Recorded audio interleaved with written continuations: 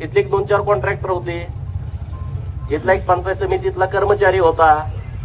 त्यांनी हे सगळं गणित या इथल्या माजी आमदारांना सांगितलं. माजी आमदार बसून त्यांनी तो राजारामचा पोरगा त्याला फोन केला. त्याला फोन केल्यानंतर सांगितलं की असं असं एक वडार साहेबांची आत्महत्या झाली आहे आणि मग आपण काय करायचं. तो म्हणला गोपीचंद पळकरचं नाव घ्या.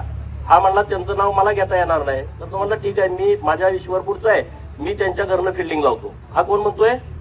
राजारामचा पोरगा म्हणतोय. बर विषय काय आम्हाला माहितच नाही ना. तर राजारामच्या पोराला हे कळायला पाहिजे. 35 वर्ष तो आमदार आहे.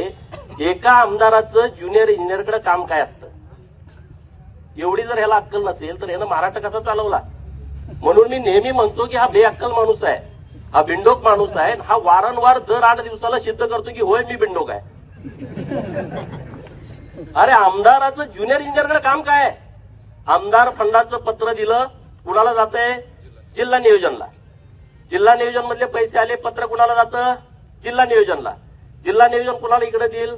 जिल्हा परिषदचं काम असेल पंचायत समितीला, सार्वजनिक बांधकाम विभागाचं काम असेल तर पीडब्ल्यूडीच्या एक्झिक्युटिव्हला. ते त्यांच्या खालच्या शाखा अभियंत्याला पाठवतील ना की अंदाजपत्रक तयार करा आणि तुम्ही पाठवून द्या.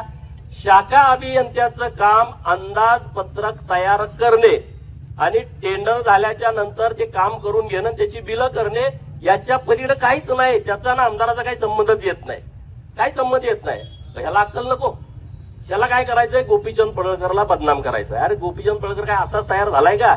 असे लय अटॅक घेऊन मी इथं आलोय. 2-2, 3-3 महिने मी अशा प्रकरणामध्ये जेलमध्ये जाऊन आलोय. तुमच्या या प्रस्थापितांच्या सत्ता कारणामध्ये 2-2 महिने जेलमध्ये मी आज पण ते फेस करतो. माझ्यावरती आरोप केले जातात. जतला माणसं पाठवली कशासाठी? गोपीचंद पडळकरनं कुठल्या व्यापाऱ्याकडून वर्गणी घेतली का? त्यामधला एखादा व्यापारी घ्या आणि त्याच्यावरती खंडणीचा गुन्हा दाखल करा.